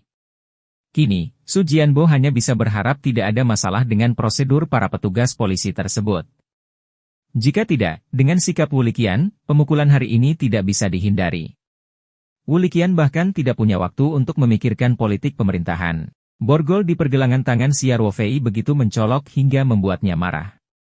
Petugas polisi yang tinggi dan kurus melihat sekelompok pemimpin tiba-tiba muncul di pintu bangsal dan panik. Orang-orang dalam sistem secara alami mengenal wakil bupati cantik yang baru diangkat. Su Jianbo, yang berada di sebelah Wu Liqian, adalah atasan langsung mereka dan bos biro. Petugas polisi yang tinggi dan kurus memaksa dirinya untuk tetap tenang dan memberi hormat kepada para pemimpin. Melapor kepada Kepala Daerah Wu, petugas polisi dari Departemen Kepolisian Kriminal Biro Keamanan Umum Daerah, Chen Tai, saat ini sedang dalam misi penangkapan. Wu Liqian memandang Chen Tai dengan dingin dan menunjuk ke arah Xia Wofei, "Ini adalah target yang ingin kamu tangkap?" Xiao Xia adalah seorang pengusaha swasta yang saya perkenalkan secara pribadi ke Kabupaten Changping. Di saat yang sama, dia juga seorang pensiunan tentara dengan prestasi militer yang luar biasa. Bolehkah saya bertanya kejahatan keji apa yang telah dia lakukan? Apakah Anda perlu mengerahkan senjata ke rekaman dan memborgolnya? Wajah Su Jianbo dan Chen Tai menjadi pucat pada saat bersamaan. Jantung mereka juga berdebar kencang, mengetahui bahwa ini buruk. Su Jianbo melihat bahwa Chen Tai sangat ketakutan sehingga dia tergagap untuk waktu yang lama dan tidak dapat memberikan kenyamanan. Dia tidak bisa menahan diri untuk tidak mengerutkan kening dan berkata, "Chen kecil, bagaimana masalahnya? Laporkan saja ke Bupati Wu apa adanya." Bupati Wu selalu tidak memihak dan tidak akan pernah memihak siapapun. Ketika Chen Tai mendengar kata-kata Su Jianbo, dia tiba-tiba mendapat ide dan dengan cepat berkata, "Ya. Ketua. Wali Kota Wu," katanya kepada Wu Liqian, "begitulah situasi. Kami sedang bertugas di unit polisi kriminal hari ini dan menerima telepon dari kantor polisi Chengxi. Mereka mengatakan bahwa salah satu polisi mereka terluka saat penegakan hukum dan meminta bantuan kami. Kami mengikuti rekan-rekan Institut Kota Barat ke rumah sakit daerah. Setelah mengidentifikasi rekan-rekan Institut Kota Barat, orang yang diduga membunuh polisi adalah Tuan Xia, jadi saya menggali sesuai hukum dan meminta pergi ke brigade untuk diinterogasi. Namun, pria ini tidak terlalu kooperatif dan melukai petugas polisi brigade kami, Wu Liben. Kami tidak punya pilihan selain menggunakan senjata api dan mengambil tindakan paksa terhadapnya." Kata-kata Chen Tai sangat cerdas. Dia menghindari poin-poin penting dan mengalihkan fokus ke penyerangan Xia Ruofei, penyerangan polisi, dan non-kooperatif. Jika Wu Liqian tidak mengenal Xia Ruofei dan tidak menerima teleponnya sebelumnya, dia mungkin bisa lolos begitu saja. Ketika Su Jianbo mendengar ini, hatinya langsung rileks. Dia berpikir dalam hati, jika anak itu menyerang petugas polisi, maka semuanya akan mudah. Mengingat hal ini, Su Jianbo berdeham dan berkata, "Chen kecil, meskipun kondisinya istimewa, kamu tidak dapat menggunakan senjata api sesuka hati. Terutama di rumah sakit. Proses penegakan hukum tetap harus memperhatikan caranya. Cepat lepaskan borgolku." Mendengar ini, Chen Tai sangat gembira dan segera berkata, "Ya, Direktur, saya pasti akan memikirkan hal ini ketika saya kembali." Kemudian, dia dengan cepat maju untuk membuka borgol Xia Ruofei. Su Jianbo mengangguk puas, lalu menoleh ke Wu Liqian dan berkata dengan sopan, "Kepala Daerah Wu, saya pikir ini kemungkinan besar adalah kesalahpahaman. Beberapa rekan dari kantor polisi Kota Barat tidak terluka parah, dan Tuan Xia ini adalah seorang investor di kabupaten kami. Mengapa kita tidak membiarkan saja masalah ini berlalu? Kepolisian kriminal tidak akan mengajukan kasus. Bagaimana cara memperingatkan?" Dia merasa Wu Liqian harus berhenti selagi dia bisa. Bagaimanapun, Xia Ruofei lah yang salah. Dia tidak menyangka Wu Liqian hanya memandangnya dengan acuh tak acuh dan berkata kepada Xia Ruofei, "Xia kecil, ceritakan padaku tentang masalah. Saya tidak akan mendengarkan satu sisi cerita." Jejak kegelapan melintas di mata Su Jianbo. Dia tidak mengira Wu Liqian tidak sopan di depan umum, dia jelas telah memberi jalan keluar, tapi dia tetap menolak untuk menyerah. Xia Ruofei memandang Direktur Biro Keamanan Umum Su Jianbo sambil berpikir sebelum dia berkata, "Bupati Wilayah Wu, ceritanya panjang. Pertama-tama saya akan melaporkan kepada Anda apa yang terjadi di dekat kantor polisi Chengxi pagi ini." Chen Gang, petugas polisi tambahan di kantor polisi Chengxi, pada titik ini, Xia Ruofei tiba-tiba berhenti dan melihat ke arah Chen Gang dan Chen Tai. Dia tersenyum penuh arti dan berkata, "Chen Gang, Dasi Chen. Apakah kalian berdua bersaudara?" Wajah Chen Tai menjadi merah dan putih. Dia dengan cepat melirik Wu Liqian dan berkata, "Tuan Xia, ini tidak ada hubungannya dengan kasus ini, Su Jianbo juga punya perlindungan buruk. Dia sangat jelas bahwa Chen Gang dan Chen Tai adalah sepupu. Dia juga mendengar bahwa Chen Gang dari Institut Kota Barat selalu menimbulkan masalah karena kekuasaan ayahnya. Namun, itu semua hanyalah kesalahan kecil yang tidak terlalu menjadi masalah. Dia tidak akan menyinggung perasaan Chen Jinbo karena ini." Sekarang Xia Ruofei tiba-tiba mengisyaratkan sesuatu, Su Jianbo merasa masalah ini mungkin tidak terlihat di permukaan. Jika dia tidak menanganinya dengan baik, dia mungkin akan mengalami kerugian dalam kegelapan. Xia Ruofei tidak melanjutkan masalah hubungan mereka. Dia melanjutkan, "Chen Gang, asisten polisi dari kantor polisi Kota Barat, membawa Wolfoun ke kantor untuk bertugas. Dia tidak memenuhi syarat untuk mengawasinya, menyebabkan anjingnya lari dan melukai orang. Ini adalah orang yang terluka pada saat itu." Xia Ruofei menunjuk ke arah istri Cao Tieshu yang sedang berbaring di tempat tidur. Ketika istri Cao Tieshu melihat begitu banyak pemimpin, dia sangat gugup hingga tidak dapat berbicara. Xia Ruofei melanjutkan. Pada saat itu, untuk menyelamatkan orang yang terluka, penduduk desa tidak punya pilihan selain membunuh anjing tersebut secara tidak sengaja. Mereka bahkan tidak sempat meminta kompensasi kepada pemilik anjing tersebut. Mereka baru saja mengirim orang yang terluka ke rumah sakit untuk perawatan darurat. Xia Ruofei berhenti dan menatap Chen Gang dengan dingin. Kemudian, petugas polisi tambahan segera menemukan rumah sakit. Sebagai pemilik anjing, dia tidak hanya meminta maaf atau mengganti biaya pengobatan dan nutrisi, tetapi dia juga membuat tuduhan palsu dan meminta 50.000 yuan. Bahkan dia mengancam akan membawanya ke kantor polisi. Ini yang baru saja dikatakan petugas polisi.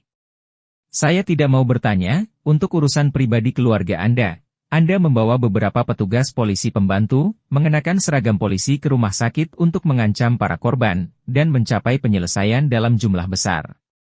Apakah ini tugas resmimu? Xia Ruofei meninggikan suaranya dan berkata, polisi tambahan tidak memiliki kekuatan penegakan hukum yang independen. Beberapa dari Anda terus mengatakan bahwa Anda ingin memborgol yang ini dan menangkap yang itu. Siapa yang memberi kepercayaan pada dirinya untuk melakukannya? Bab 149, dengan bebas menarik dan melepaskan. Kata-kata Xia Ruofei keras dan jelas, dan setiap kalimatnya langsung pada intinya. Hati Chen Gang tidak bisa menahan rasa gemetar, dan Chen Tai, yang datang untuk membantu sepupunya, juga menjadi pucat. Wu Liqian memandang Xia Ruofei dengan kagum. Jelas sekali, Xia Ruofei tahu bahwa Direktur Biro Keamanan Umum sedang berada di sana. Jadi dia berbicara dengan benar dan menunjukkan masalah dalam manajemen dan gaya Biro Keamanan Umum. Keduanya belum pernah membahasnya sebelumnya, tetapi Wu Liqian merasa bahwa mereka memiliki pemahaman yang diam-diam. Wu Liqian berpikir sejenak, lalu berbalik dan berkata kepada pejabat dan petugas yang datang bersamanya, kawan, saya akan menangani beberapa hal di sini. Silakan pergi ke ruang konferensi rumah sakit dan tunggu sebentar. Di bawah bimbingan pimpinan rumah sakit, semua kader pendamping meninggalkan ruang rawat inap dan menuju gedung kantor rumah sakit. Wu Liqian memandang Su Jianbo dengan acuh tak acuh, lalu berkata kepada Xia Ruofei, Xia kecil, lanjutkan. Xia Ruofei mengangguk dan berkata, oke. Bupati Wu, suami korban adalah karyawan perusahaan saya, jadi ketika saya tahu dia terluka, saya datang menjenguknya. Saya tidak menyangka melihat petugas polisi pembantu ini memborgol karyawan kami begitu saya memasuki pintu. Saya datang untuk menyampaikan beberapa kata tentang keadilan, namun mereka malah ingin menangkap saya. Mereka benar-benar melanggar hukum. Xia Ruofei berhenti dan melanjutkan, saya segera mengatakan bahwa polisi tambahan tidak memiliki kekuatan untuk menegakkan hukum, dan apa yang mereka lakukan melanggar hukum. Namun, mereka begitu kejam hingga ingin memborgol saya dengan paksa, jadi saya tidak punya pilihan selain membela diri. Inilah keseluruhan proses yang dilakukan petugas Chen yang disebut serangan polisi. Kamu benar-benar tidak masuk akal. Chen Gang berkata dengan lantang, apakah kamu punya bukti untuk memfitnahku? Bukti? Sekarang kamu meminta bukti.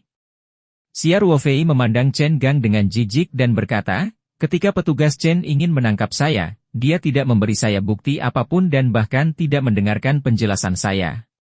Xia Ruofei berhenti sejenak sebelum melanjutkan, banyak orang melihat anjing itu menyakiti orang. Harus ada kamera pengintai di dekat kantor polisi. Bukankah kebenaran akan terungkap jika kita menarik kamera pengintai?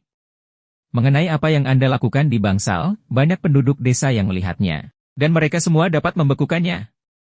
Penduduk desa takut akan masalah dan tidak berani memanggil keluarga Chen. Tetapi hal itu terjadi pada saat normal, jika mereka mendapat dukungan dari wakil bupati, orang-orang ini pasti akan siap untuk menampungnya. Kalian semua berada di pihak yang sama, jadi tidak masuk akal. Kata Chen Gang dengan marah. Omong kosong. Anda masih bersekongkol. Bagaimana dia bisa menjadi saksi di mata petugas Chen? Xia Ruofei membalas dengan kasar. Setelah itu, Xia Ruofei mengabaikan perjuangan terakhir Chen Gang dan melanjutkan, Kepala Daerah Wu. Tidak lama setelah saya mengusir petugas polisi ini, kedua petugas polisi ini datang ke rumah saya. Mereka menyatakan bahwa saya menyerang seorang petugas polisi dan memulai perkelahian.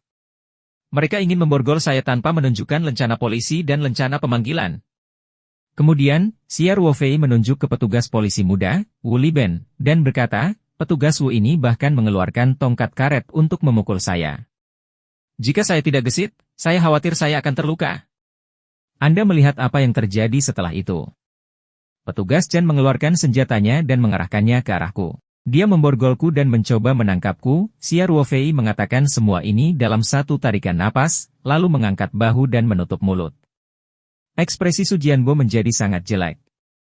Chen bersaudara, Chen Gang dan Chen Tai, bahkan lebih telapak tangan. Wu Liben dan beberapa petugas polisi pembantu lainnya juga tidak berani bernapas. Setelah mendengar kata-kata Xia Ruofei, wajah Wu Liqian menjadi sedingin es. Ketika dia melihat seseorang dibangsal, orang itu tidak bisa menahan diri untuk tidak menunduk. Su Jianbo merasakan tekanan yang sangat besar. Dia menyoroti Chen Tai dengan agak kesal dan bertanya, Xiao Chen, apakah ini terjadi? Tubuh Chen sedikit gemetar saat dia tergagap, Direktur. Ini. Saya tidak tahu apa yang terjadi sebelumnya. Setelah itu. Kamu, Su Jianbo begitu marah karena dia hampir mengutuk. Wali kota Wu, Su Jianbo menurunkan pendiriannya dan berkata kepada Wu Liqian, sebagai kepala biro, saya memiliki tanggung jawab untuk memimpin masalah ini, Direktur Su, menurut saya tidak perlu terburu-buru, diri refleksi. Wu Liqian berkata, yang terpenting sekarang adalah menyelidiki masalah ini dengan jelas. Aku kenal Xiao Xia. Dia selalu menjadi warga negara yang taat hukum. Bahkan Sekretaris Tian sering memujinya. Kalau memang itu salah polisi, harusnya kita beri penjelasan, kan? Ketika Su Jianbo mendengar kata-kata, Sekretaris Tian, matanya membuka, dan jantungnya berdetak kencang. Dia tahu betul bobot ketiga kata ini, dia juga tahu bahwa meskipun Wu Liqian dan Tian Huilan memiliki hubungan dekat, dia tidak akan berani berbicara sembarangan tentang hal semacam ini.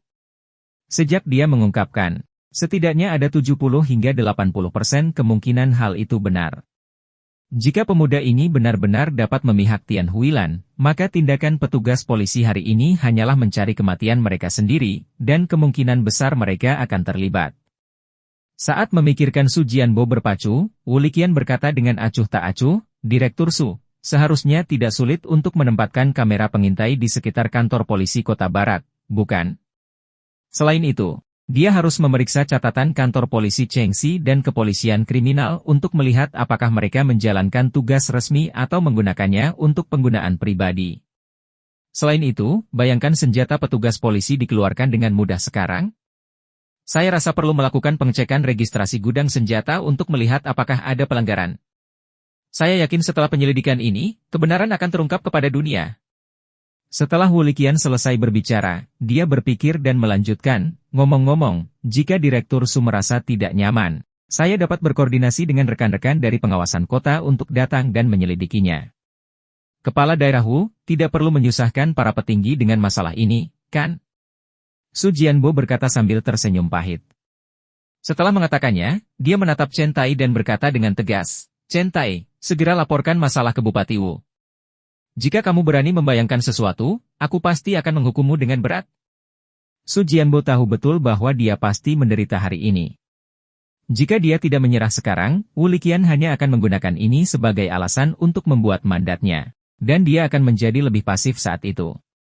Kepala daerah Wu yang kecil ini tidak sederhana. Dia adalah seorang wanita yang biasanya terlihat lembut dan lemah, namun metodenya dalam urusan resmi sangat berpengalaman dan fleksibel. Bahkan dia, seekor rubah tua cerdik yang telah hidup selama beberapa dekade, tanpa sadar telah menderita. Su Jianbo menghela nafas dalam hatinya. Sekarang, sepertinya kita perlu menunggu dan melihat. Bahkan pantas untuk menyatakan niat baik kepada kepala daerah Wu kecil, Chen Tai tidak berani berpura-pura apapun dan menceritakan segalanya kepadanya. Seperti yang diharapkan Xia Ruofei, kali ini mereka bertindak atas keinginan mereka sendiri. Bahkan senjata mereka telah dikeluarkan sendiri. Baik kantor polisi maupun kepolisian kriminal tidak memiliki catatan bahwa mereka keluar. Semakin banyak Su Jianbo mendengarkan, ekspresinya semakin jelek. Setelah Chen Tai selesai, dia tidak bisa menahan diri untuk tidak mencaci maki, kalian semua bajingan. Bab 150, semua orang senang. Chen Tai gemetar ketakutan dan menegakkan kepalanya, tidak berani berbicara. Saat ini, ususnya akan berubah menjadi hijau karena penyesalan. Jika dia tahu bahwa dia akan mendapat masalah besar, dia tidak akan masuk ke air berlumpur ini bahkan jika dia berdetak sampai mati. Betapa asyiknya tinggal di rumah dengan nyaman, menghangatkan api, dan bermain kartu. Sekarang setelah masalah ini meledak, masa depannya suram. Su Jianbo mengadakan sepasang misa di depannya, dan matanya hampir menyemburkan api. Orang kedua yang tidak bisa melakukan apa-apa selain merusak segalanya ini telah menyebabkan otoritas di hari pertama tahun baru. Mereka hanya menambah masalah. Bisa dibilang dia bahkan ingin menguburkan hidup-hidup mereka. Su Jianbo menarik napas dalam-dalam dan dengan cepat menyesuaikan ekspresi wajahnya. Dia berkata kepada Wu Liqian dengan tulus, "Wali Kota Wu, saya ingin memikirkan masalah ini. Biro Keamanan Umum Daerah mempunyai masalah dalam manajemen administratif dan gaya kerja. Ini adalah tanggung jawab saya. Saya pasti akan melakukan refleksi mendalam di Komite Partai Biro dan segera melakukan perbaikan besar-besaran terhadap gaya kerja dan disiplin di Biro Keamanan Publik." Wu Liqian menggantikan tangannya dan berkata, "Direktur Su, sudah tepat bagi kita untuk melakukannya. Menyelidiki, merefleksikan, dan memperbaiki masalah. Namun, hal-hal harus diprioritaskan. Sekarang adalah liburan festival musim semi, dan semua orang telah bekerja keras selama setahun. Bukankah akan menjadi panik jika kita memperbaikinya sekarang? Saya sarankan setelah liburan selesai kita bisa melakukan inspeksi disiplin di Biro Keamanan Umum. Mari kita melewatkan liburannya." Ketika Su Jianbo mendengarnya, dia segera mengungkapkan ungkapan terima kasih dan berkata, "Ya. Terima kasih atas pengertian Anda, Wali Kota Wu." Diam-diam dia juga terkesan dengan permainan indah Wu Liqian. Jika Wu Liqian tidak mengalah, dia bisa membayangkan betapa kacaunya Departemen Internal Biro Keamanan Umum selama liburan festival musim semi. Segala macam inspeksi, pemeriksaan diri, diskusi, dan pembelajaran bisa membuat orang gila. Terlebih lagi, banyak orang telah melihat apa yang terjadi hari ini. Pada saat itu, seluruh wilayah akan mengetahui bahwa dia, Su Jianbo, tidak kompeten dan dikritik habis-habisan oleh Bupati Wu. Dia bahkan melibatkan seluruh Biro Keamanan Publik. Hasilnya pasti prestisenya akan hancur. Cara Wu Liqian saat ini dalam menangani sesuatu pada dasarnya memberi peringatan pada Su Jianbo, dia tidak hanya mencapai tujuannya untuk mengalahkan Su Jianbo, tetapi dia juga telah meninggalkan wajahnya sampai batas tertentu. Wu Liqian bahkan telah mengirimkan personel pendampingnya terlebih dahulu. Dapat dikatakan bahwa hanya sedikit orang di Bangsal yang mengetahui hasil akhir dari kejadian hari ini. Dengan cara ini, prestise Su Jianbo setidaknya akan tetap terjaga. Dengan kata lain, meskipun Su Jianbo telah dipukul oleh Wu Liqian hari ini, dia tetap harus berterima kasih secara rahasia. Su Jianbo diam-diam menikmati metode Sekretaris Tian. Dia merasa bahwa orang yang telah dibor oleh pihak Sekretaris Tian memang luar biasa. Dan semakin kuatnya metode Wu Liqian, semakin besar skala di hati Su Jianbo yang secara alami akan menguntungkannya. Inilah yang ingin dicapai Wu Liqian. Wu Liqian menunjukkan senyuman lembut dan berkata, "Direktur Su, reorganisasi dapat ditunda, tetapi masalah ini tidak dapat ditunda. Sia kecil telah dianiaya tanpa alasan, dan ipar perempuan ini juga menderita luka yang sangat serius. Semua ini harus segera ditangani agar pihak-pihak yang terlibat dapat memberikan penjelasan." "Ya, kata Su Jianbo. Dia tiba-tiba menyadari bahwa dia masih harus bermimpi dengan Xia Ruofei, sang dewa. Ini adalah seseorang yang mempunyai pendapat di Sekretaris Tian. Su Jianbo dengan cepat berkata kepada Xia Ruofei, "Tuan Xia, saya sungguh-sungguh meminta maaf atas apa yang terjadi hari ini. Saya minta maaf kepada Anda atas nama Biro Keamanan Umum." Xia Ruofei tersenyum dan berkata, "Direktur Su, Anda terlalu serius. Tidak dapat dipungkiri bahwa akan ada kambing hitam di setiap unit. Saya hanya berharap biro Anda dapat menangani orang-orang terkait yang bertanggung jawab. Saya juga berharap biaya pengobatan, biaya gizi, dan keterlambatan pekerjaan anggota keluarga karyawan kami selama masa pemulihan dapat teratasi dengan baik." Xia Ruofei samar-samar menebak niat Wu Liqian, jadi dia tidak menyulitkan Su Jianbo. Tentu saja, kata Su Jianbo cepat. Tidak ada keraguan bahwa tanggung jawab atas masalah ini telah ditentukan. Semua tanggung jawab ada di tangan Chen Gang. Kami pasti akan menangani polisi setempat dan polisi pembantu dengan serius. Kami juga akan mendesak agar pembaruan segera mungkin. Sebelum kompensasi, biaya pengobatan korban luka akan ditanggung terlebih dahulu oleh Biro Keamanan Umum kami. apakah ini baik-baik saja? Tentu saja, saya akan berterima kasih kepada Direktur Su atas nama Cao dan istrinya. Xia Ruofei berkata sambil tersenyum. Tidak, kitalah yang seharusnya meminta maaf. Su Jianbo berkata dengan cepat. Kemudian, dia dengan tulus meminta maaf kepada Cao Tieshu dan istrinya. Dia kemudian berkata kepada Wu Liqian, Wali Kota Wu, saya ingin meminta cuti. Saya tidak akan berpartisipasi dalam kunjungan nanti. Saya harus kembali ke biro untuk menangani masalah hari ini. Wu Liqian tersenyum dan mengangguk, terima kasih atas kerja keras Anda, Direktur Su. Su Jianbo mengangguk ke arah Wu Liqian, lalu menatap ke arah Chen Tai dan Chen Gang dan berkata, cepat pergi. Suatu hal yang terpana. Setelah dia selesai berbicara, dia langsung berjalan keluar pintu, sementara Chen Gang dan yang lainnya mengikuti di belakang Su Jianbo dengan wajah pucat. Seolah-olah mereka telah kehilangan orang tua mereka, dan meninggalkan bangsal dalam keadaan yang menyedihkan. Setelah Su Jianbo pergi, Wu Liqian secara pribadi naik ke tempat tidur lagi. Dengan senyum lembut di wajahnya, dia berkata, kakak ipar, saya minta maaf atas apa yang terjadi hari ini. Saya meminta maaf kepada Anda atas nama Komite Partai Daerah dan Pemerintah Daerah. Cao Tieshu dan istrinya sama-sama mengetahui bahwa wanita muda cantik di depan mereka adalah seorang kepala daerah. Di mata mereka, dia adalah pejabat yang luar biasa, sehingga mereka berdua agak takut dan gentar. Cao Tieshu juga berkata, Wali Kota Wu, terima kasih telah membela kami. Kamu adalah penguasa langit cerah. Istri Cao Tieshu juga mengucapkan terima kasih yang sebesar-besarnya, yang membuat Wu Liqian merasa sedikit malu. Pada saat yang sama, dia juga merasa bahwa tindakan Ying Luo pada awalnya adalah tindakan Chen Gang yang keterlaluan dan melanggar hukum. Dia hanya menjunjung tinggi keadilan, dan masyarakat sudah sangat bersyukur. Melihat pasangan petani sederhana ini, ia kembali merasakan beban berat dari kata-kata, sebagai pejabat, bisa memberi manfaat bagi rakyat. Setelah mengucapkan beberapa patah kata, Wu Liqian juga hendak pergi.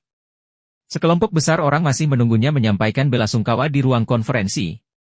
Xia Ruofei secara pribadi mengirimnya ke pintu, lalu berhenti dan berkata, Kak Wu, terima kasih untuk hari ini. Wu Liqian menatap Xia Ruofei dengan penuh arti dan terkekeh. Xia kecil, aku juga harus berterima kasih.